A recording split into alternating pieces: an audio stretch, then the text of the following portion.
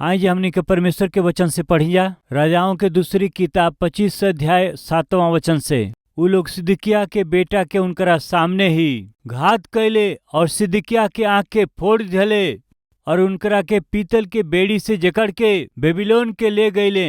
Babylon के राजा नबूकदनेस्सर के 19वां वर्ष के 5वां महीना के 7वां महीना के अंगरक्षक लोग के प्रधान नबूजरदान जवन बेबीलोन के राजा का कर्मचारी रहले यरूशलेम में ओइले। उ यहोवा के भवन और राजभवन और यरूशलेम के सब घर के अर्थात हर एक बड़ा घर के का कैले आग लगा के जरा दिले।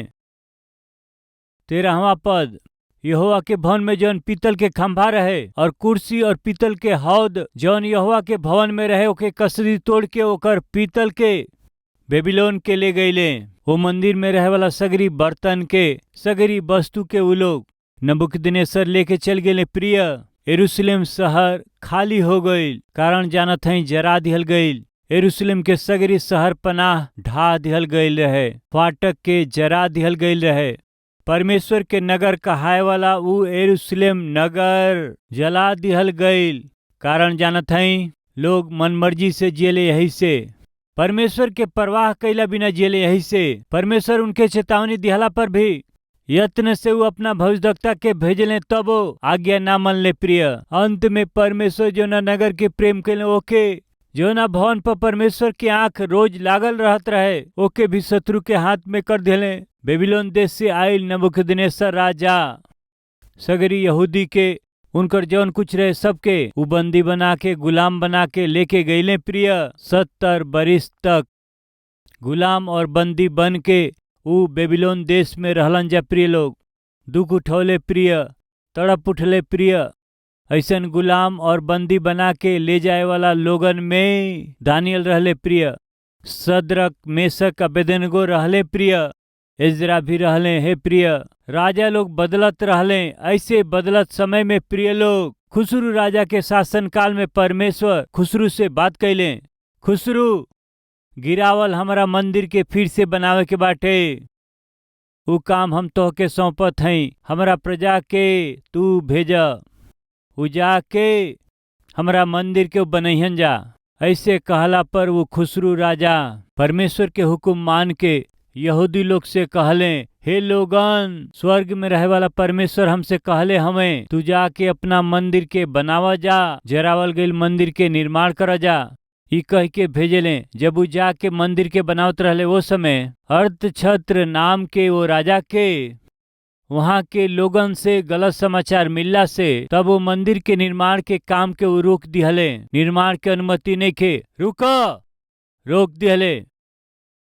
तब दारा राजा सिंहासन पर राज करे अइलन। रउआ के याद बा नबूकदनेस्सर राजा यरूशलेम के मंदिर में रहे वाला पात्र के लिया करके अपना वो देवता के मंदिर में रखले रहलन। नबूकदनेस्सर के मरला के बाद उनकर बेटा बेलशस्सर जब राज करत रहले वो एक दिन भोज के करौले। वहाँ भोज करावत समय उनकरा के पता नहीं काहे एगो बुरा सोच भइल। वो भोज में दाख मधु पियत समय नबूकदनेस्सर का बेटा बेलशस्सर का कहले जानत हई, यरूशलेम के परमेश्वर के भवन से हमरा पिताजी के जरिए मंगावल गईल वो पवित्र पात्र के जौन परमेश्वर के भवन में रहे के चाही लिया के वो पवित्र पात्र में दाख मधु के डल ले और हम सब मिल करके ओकरा के पियल जाई। लेके आवाजा। बेलशस्सर पागल वहां हो गई रहले। कहत हमें परमेश्वर के पवित्र पात्र में दाख मधु डाल के हम सब लोग पियल जाई। वैसे ही वो मंगवा दिले परमेश्वर के भवन में रहे वाला पात्र के। मंगवला के बाद वो पात्र में दाख मधु डाल के जब सब लोग पियत रहे वही समय में और देखी वही समय परमेश्वर का हाथ अचानक आके दीवार में लिखत रहे। ओके देख के बेलशस्सर थरथराए लगले। का लिखल रहे? मने तकेल उफारसीन ऐसन लिखल रहे। का समझ में न आइल, बहुत डर गईले। एकर अर्थ का हुए पूरा देश में पूछला से केहू बता ना पावल। तब बेलशस्सर के माँ नबूकदनेस्सर के पत्नी आके कहली, हमार बेटा बेलशस्सर ए संसार में हमहन के देश में महान ज्ञानी एक ही व्यक्ति हमें, उनकर नाम दानियल है। उनकरा भीतर परमेश्वर के आत्मा रहेला। उनके बोलावा ऊ बता दिए ए लेख का अर्थ का हवे। कृपया सुनी, वही दिन बेलशस्सर के कईल पाप का रहल कि ऊ परमेश्वर के पवित्र मंदिर के पात्र के पाप खातिर उपयोग कैला से परमेश्वर सही ना पौले। हमार सवाल, ये शरीर के विषय में बाइबिल का कहले? तोहार देह परमेश्वर के मंदिर हवे, का तू नइखा जानत? ई देह परमेश्वर के मंदिर हवे। ई हाथ वो मंदिर के पात्र हवे। राउर पांव वो परमेश्वर के मंदिर के पात्र हवे। राउर आंख वो परमेश्वर के मंदिर के पात्र ह। राउरी सगरी शरीर के अंग परमेश्वर के मंदिर के पात्र हवे। विभिन्न अंग ह। अगर ए पात्र के पाप खातिर इस्तेमाल करबा कहबा त परमेश्वर सही ना पहिए। भाई लोग बहन लोग, सही ना पौले। परमेश्वर पवित्र पात्र के मंगवा के ओके पाप खातिर इस्तेमाल कैले तो परमेश्वर सही ना पौले। आज हमनी के बीच बाटे का केहू मंदिर रूपी देह के ही अपवित्र पाप में काम खातिर के उपयोग करे वाला केहू हवे तो सुनी जा, परमेश्वर सही ना पहिए। तोहार देह परमेश्वर के मंदिर हवे, का तू नइखा जानत का? यदि ये देह के केहू नाश करी तो हमहू उनकरा के नाश करब, उनके सत्यानाश करब। परमेश्वर कहले उहे भइल। बेलशस्सर बेबीलोन पर शासन करे वाला राजा पवित्र पात्र में अपवित्र चीज के डाल के उमा उपयोग कैला से परमेश्वर के हाथ आकर के लिख दिहलस। का हवे ओकर अर्थ? परमेश्वर तो के तराजू में रख के तौल ले बाड़े। तू परमेश्वर की नजर में हल्का पावल गईल बड़ा। परमेश्वर तोहरा राज के कसदियन के राजा के सौंपे जात हमें। आज रात ही तू मरे जात हवा। दानियल बता दिले, प्रिय आई जा देखल जा। रउआ के ई समझ में आवे के बा कि दानियल, यिर्मयाह, एजेकियल ये सब लोग एक ही समय के लोग हमें। दानियल तो बेबीलोन देश में रहले। यिर्मयाह उनकरा से पहले रह के लोगन के बेबीलोन देश में ले जैला से पहले ही उनके चेतावनी दिहला पर भी जब लोग ना सुधरले तब वो बंदी और गुलाम बना के जब बेबीलोन देश में गईले त दानियल, सदरक, मेशक और एजरा ये सगरी लोग बेबीलोन देश में ले जायल गईले। ऐसे गुलाम के रूप में वो ले जाए गईला पर भी उनकरा आत्मिकता के कारण वो देश के प्रभावित करे वाला उत्तम स्थान के परमेश्वर उनके बेबीलोन देश में दिहले। ओकरा बाद का भइल हमन के जल्दी पढ़ के आगे चले के। प्रिय दानियल के किताब 5वां अध्याय 22 वचन से हमहन मिल के पढ़े के।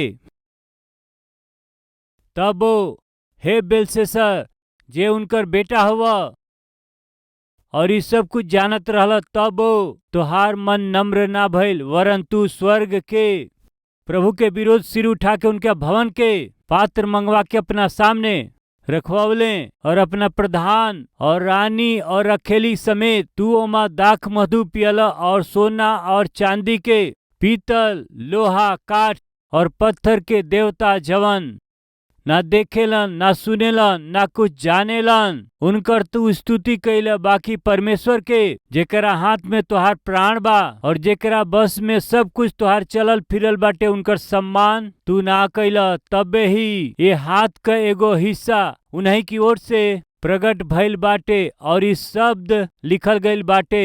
जवन शब्द लिखल गइल बाटे ई बा, मने मने तकेल और ऊपर सीन। ये लेख का अर्थ मने यानी परमेश्वर तोहरा राज के दिन गिन करके ओकर अंत कर देले हमें। तकेल यानी तू मानव तराजू में तौलल गईला और तू हल्का पावल गईल हवा। परेश अर्थात तोहार राज्य बांट करके मादी लोग और फारसी लोग के दिहल गईल बाटे। चेतावनी दिहले, बेलशस्सर तोहार काम हो गईल बा। तू परमेश्वर के पात्र के लिया करके ओके अपवित्र कैले हवा। तोहार काम हो गईल बाटे। तोहार राज तोहरा से ले लिहल जाता।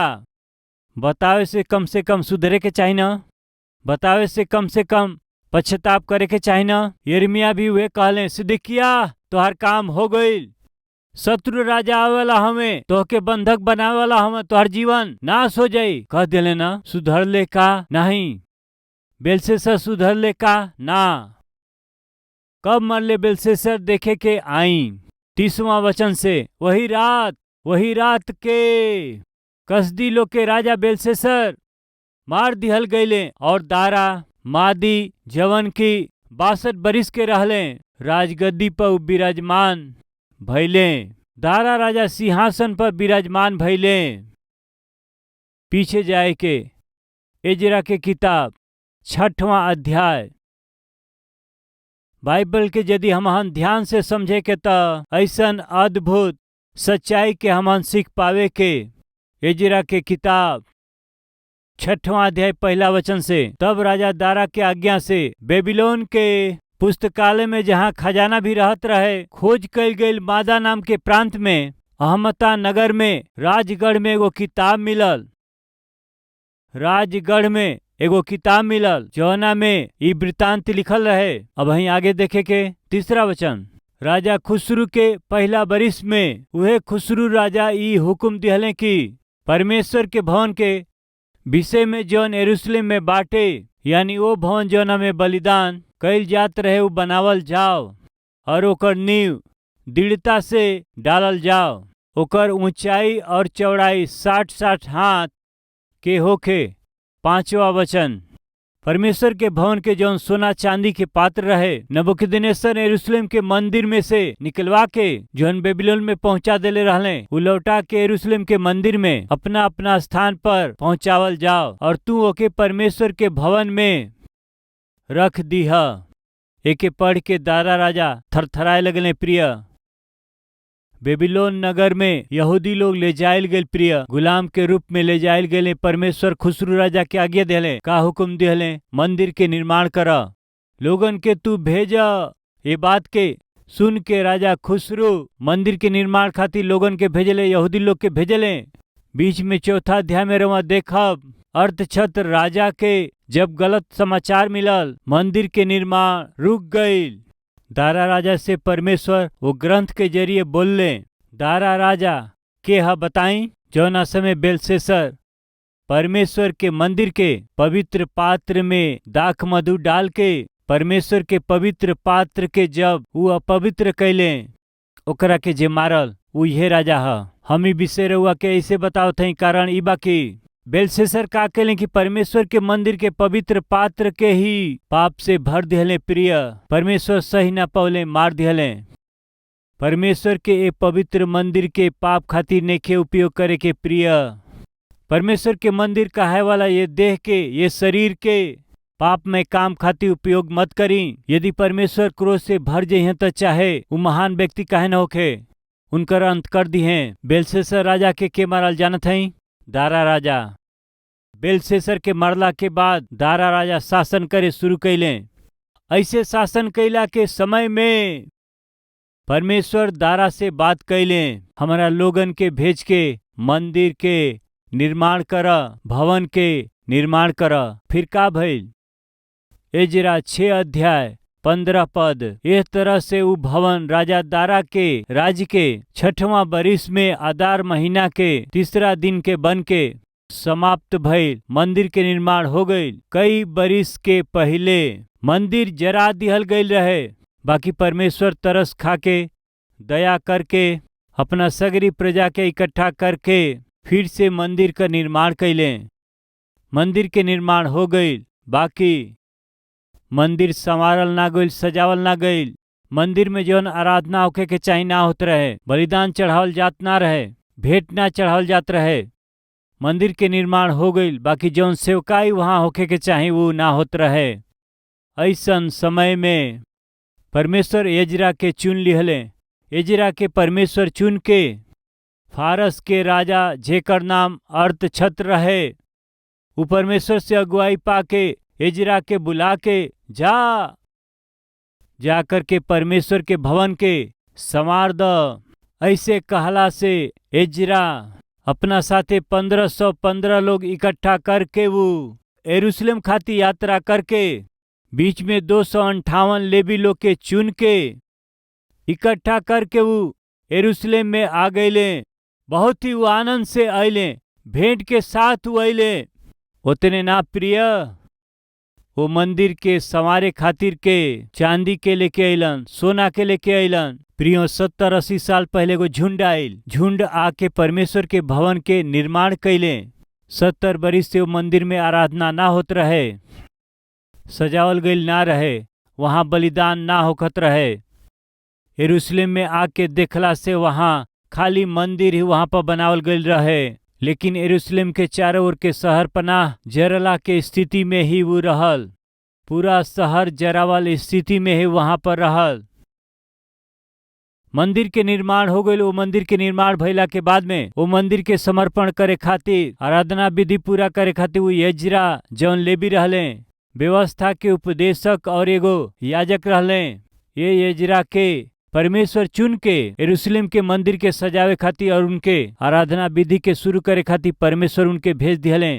बहुत ही आनंद से वो आके बलिदान के ऊ चढ़ौले, परमेश्वर की उपस्थिति में होम बलि चढ़ौले। बहुत आनंदित होखला के समय में का घटना भइल, आई जे मित्र लोग 9वां अध्याय पहला वचन से। जब वो काम हो गई तो हाकिम आके हमारा पास कहे लगलन सब, ना तो इस्राएली लोग, ना तो याजक, ना लेवी ये और के देश के लोगन से अलग भइले, वरन उनके से अर्थात कनानी, हित्ती, फर्जी लोग, यबूसी लोग, अमोनी लोग, मुआबी लोग, मिस्री लोग और एमोरी लोग के जैसे घिनौना काम करेलन जा। काहे कि उन्ह लोग उनके बेटी लोगन में से अपना और अपना बेटा खातिर के स्त्री लोग कर लेले हमें, और पवित्र वंश ए देश के लोगन से मिल गईल हमें, वरन हाकिम और सरदार ये विषय में मुखिया भइल हमें, वरन हाकिम और सरदार लोग ये विषय में मुखिया भइल हमें। एजरा तू परमेश्वर के जरिए भेजल गईल हवा, महान सेवकाई करे आइल हवा, बाकी यहाँ के स्थिति ठीक ना हुए। एजरा यहाँ के लोग, यहाँ के सरदार, यहाँ के याजक, यहाँ के मुखिया और हाकिम पापी हमें। एजरा परमेश्वर के वंश जवन परमेश्वर के कहालन जा वो वंश बिगड़ गईल बा। एजरा वो बात के सुन के एजरा सही ना पौले। प्रिय सेवकाई करे वाला पाप में जियत हमें ई का ह, मुखिया के रूप में जेके रहे के चाही, प्रभु के सेवा में रुकावट करत हमें ई का ह। परमेश्वर के प्रजा कहाय वाला परमेश्वर के लोग ही परमेश्वर के विरोध में जियत हमें ई का ह। 70-80 साल ऐसे ही जीवन बितौले हमें, यही से तो परमेश्वर हमनी के गुलाम बना के बेबीलोन देश के लेके गईले। फिर से वह जीवन जियल का ह, उ सही ना पौले। प्रिय लोग उन्हों लोग के करे वाला पाप के देख के उ सही ना पौले। प्रिय अर्थछत्र नाम के उ राजा एजरा के वो अधिकार दिहले, काहे खातिर देखल जाई। आई 7वां अध्याय 25 वचन से। फिर हे एजरा, तोहरा परमेश्वर से मिलल बुद्धि के मुताबिक जौन तोहरा में बाटे, न्याय लोग के और विचार करे वालन के नियुक्त करा, जौन महानद के पार रहे वाला उन सगरी लोगन में जे परमेश्वर के व्यवस्था के जाने वाला हवे न्याय कैल करें, और जे जे उनके ना जानत होखे उनके तू सिखावल कर।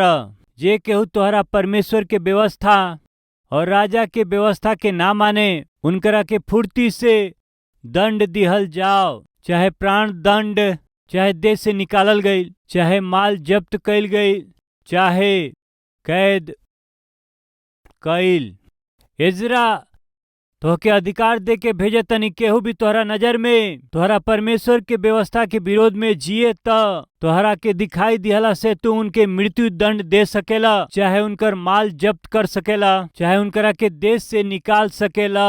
हम तोहके अधिकार देत हई, जा परमेश्वर के इच्छा के अनुसार मंदिर के संवार के सेवा के शुरू करा। राजा एगो अन्य जाति हमें, फिर भी वो परमेश्वर के अधीन होके एजरा के भेजत हमें परमेश्वर के सेवा करा। जा केहू परमेश्वर के विरोध में काम करे तो उनके दंड द। ऐसा अधिकार दे के भेजला से एजरा के अइला के बाद वहाँ के लोग ऊपर से भक्त दिखाई देत हमें, बलिदान के चढ़ावत हमें, बाकी अंदर पाप से भरल बाणे। प्रिय लोग एजरा सही ना पौले। लोगन में फैलल ऊ पाप के देख करके पवित्र परमेश्वर के सेवक एजरा याजक अपना आपा खो दियले। उनकरा पाप के देख के उ रोवे लगले। उनके अधिकार रहल जे केहू परमेश्वर के इच्छा के विरोध में, व्यवस्था के विरोध में व्यवहार करत में उनके दंड देवे के अधिकार रहल, मृत्यु दंड दिहला के अधिकार रहल, देश से उनके निकालल जा सकत रहे, उनकरा पूरा घर के उ जब्त कर सकत रहले। एजरा वहां एक खातिर आइले कि अपन अधिकार चलावे या लोगन के धमकी दें, बाकी पवित्र परमेश्वर के लोगन के तैयार करे अइले। यह प्रिय जौन 7वां अध्याय में बाटे 10वां वचन आई जा देखी जा। काहे कि एजरा यहोवा के व्यवस्था के अर्थ के जान लिहला और ओकरा अनुसार कैला के और इजराइल में विधि और नियम सिखावे खातिर के अपना मन के लगौले रहले। एजरा कहाँ ले जानत हई? वचन के सिखावे के बा, वचन के अनुसार जिए के बाटे, वचन के अनुसार लोगन के अगुवाई करे के बाटे।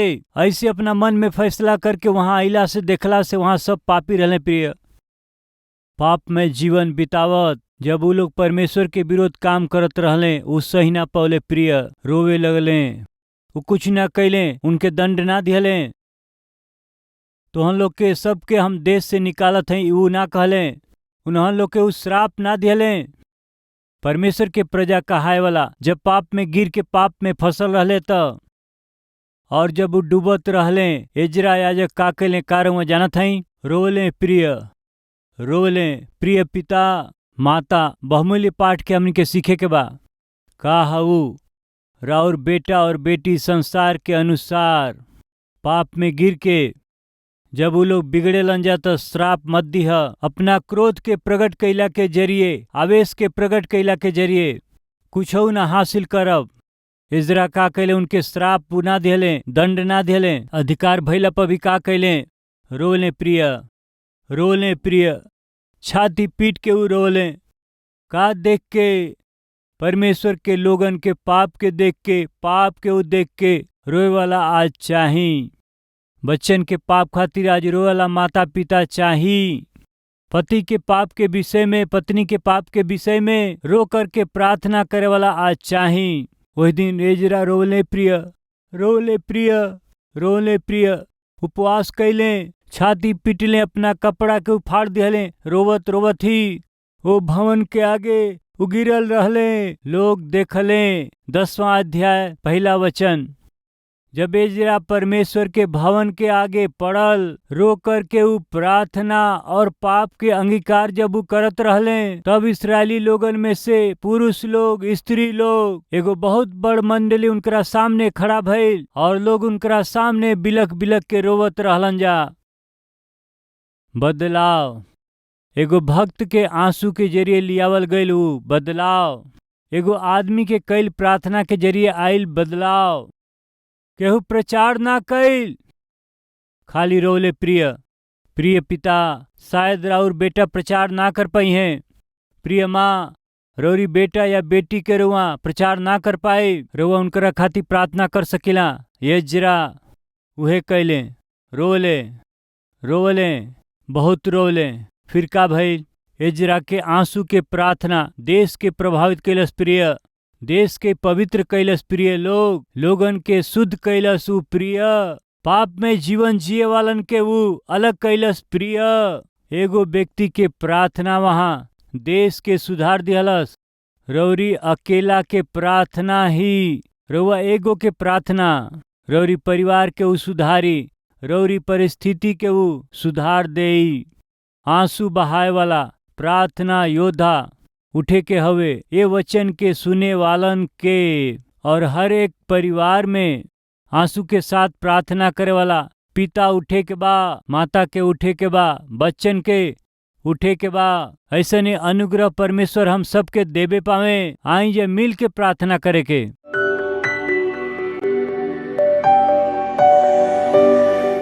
महान प्रेमी पिता परमेश्वर, वहां एगो आदमी के प्रार्थना देश के कितना प्रभावित कर दिहलस। ऐसे प्रार्थना योद्धा के रूप में पिता हमहन लोगन के हर एक जना के बना दें पिता, हमके बनाई है पिता।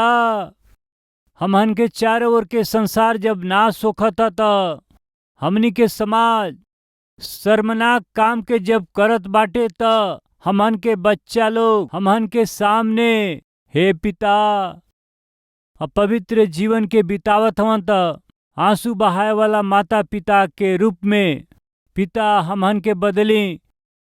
जब माता पिता लोग पाप में गिर जाओ, आंसू के साथ प्रार्थना करे वाला हमहन के बच्चा लोग हो सके ऐसन कृपा करी।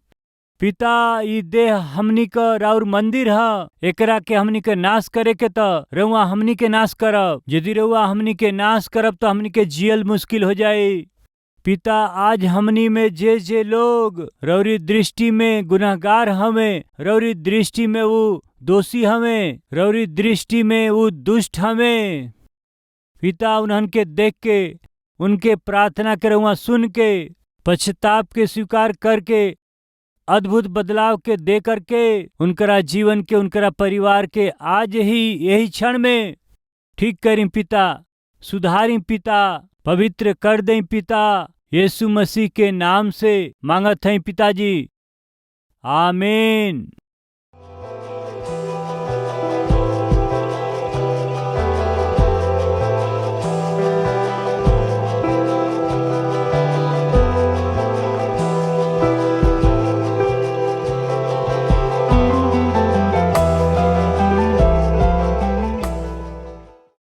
आज कलवरी के आवाज के कई करोड़ लोग देखेलन, खाली हिंदी में नहीं, तमिलनाडु वाले तमिल में, कर्नाटका वाला कन्नड़ में, केरला वाला मलयालम में, उड़ीसा वाला उड़िया में, महाराष्ट्र वाला मराठी में, पश्चिम बंगाल वाला बंगाली में, पंजाब वाला पंजाबी में, यूपी बिहार भोजपुरी में, तेलंगाना आंध्रा वाला तेलुगु में, उर्दू भाषा में, पाकिस्तान जम्मू कश्मीर अफगानिस्तान गल्फ देश वाला गुजराती आसामी नेपाली इंग्लिश में, ऐसे भारत के हर एक मुख्य भाषा में प्रभु यीशु मसीह के उद्धार के सुसमाचार के प्रचार करे वाला सबसे पहला आराधनालय कलवरी टेम्पल हवे। काहे हमनी के इतना मेहनत करत हई जा, काहे हमनी के सुसमाचार के इतना भाषा में प्रचार कैला के प्रयास करत हई जा। ध्यान से सुनी जा, रोमियो के पत्री 10वां अध्याय 13वां वचन, काहे कि जे केहू प्रभु यीशु मसीह के नाम लेई ऊ त उद्धार पाई है। के उद्धार पाई? जो यीशु मसीह के नाम लेई ऊ उद्धार पाई है। यदि लोगन के उद्धार होखे के बा, यदि उन्हन लोग के पाप के माफी होखे के बा, तो उन्हन लोग के यीशु के नाम के बुलावे के बा। बुलावे के बा तो विश्वास करे के पड़ी। विश्वास करे के बाटे तो प्रभु के बारे में सुने के बा। प्रभु के बारे में सुने के बा तो केहू के न केहू के सुनावे के बा। यदि केहू सुनावे वाला होखी तो उन्हन लोग के भेजे वाला भी केहू न केहू होखे के चाही। कलवरी की आवाज के मदद करे वाला का करत हमें जानत हई? ई सेवक जौना प्रभु के वचन के प्रचार करत हमें, रौरी मदद के जरिए ही प्रचार हो सकेला। हम जौना वचन के प्रचार करीला 17 अलग अलग भाषा में भारत के चारों कोना में पहुँचेला। खाली भारत में ही नहीं, हमारा पूर्व की ओर बांग्लादेश में, दक्षिण की ओर श्रीलंका में, उत्तर की ओर नेपाल में, पश्चिम की ओर पाकिस्तान में, अफगानिस्तान में, गल्फ कंट्रीज में कलवरी के आवाज का प्रचार होखेला। उनकरा अपना ही भाषा में, खाली अपना ही देश में नहीं, बाकी आस पास के सगरी देशन में हम सुसमाचार फैलावत हई जा। आवे वाला दिन में एशिया के हर एक देश में सुसमाचार के पहुँचाए वाला कलीसिया प्रभु हमके बनावे, ऐसन प्रार्थना हमहन जरूर करी। जौना सुसमाचार से हमनी के मुक्ति पौली जा ओकरा के दूसरा के ना दिहल, हाँ अच्छा ना हुए फैसला करी जा। हमार उद्धार यही से भइल काहे कि केहू हमरा के प्रभु यीशु मसीह के बारे में बतावल। नाश होखे वालन के बचावे खातिर सुसमाचार सुनावे के बा। प्रभु से और प्रभु के वचन से प्रेम करे वाला एगो सेवक रौरी पासे बाड़े, जवन वचन के सफाई से काफी सहज रूप से ही हमार पता बा Calvary post box number 30 Kukatpally Hyderabad 72